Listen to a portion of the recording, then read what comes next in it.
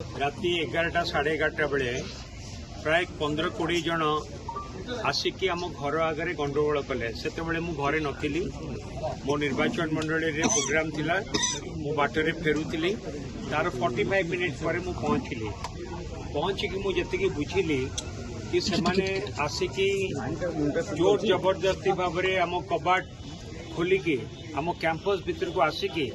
मोर जो सिक्यूरिटी पिला अच्छा से सिक्यूरिटी को माड़ मारिकी ता मुंडरे बंदूक लगेकी मो घर आउ गोटे पिला अच्छा से पिला को मध्य मारामारी करिकी मोर असभ्य भाषा रे स्लैंग लैंग्वेज नहीं कि बड़ पार्टी गाली गुलज करिकी जोटी की मोर परिवार रोचंती एवं ये घटना जोटी घटिला ये हूँ heart of the Bhubaneswar secretariat पाख कैपिटल हॉस्पिटल पाख अन्य जिनस पाख एवं भुवनेश्वर सहर रे जदि आमे असुरक्षित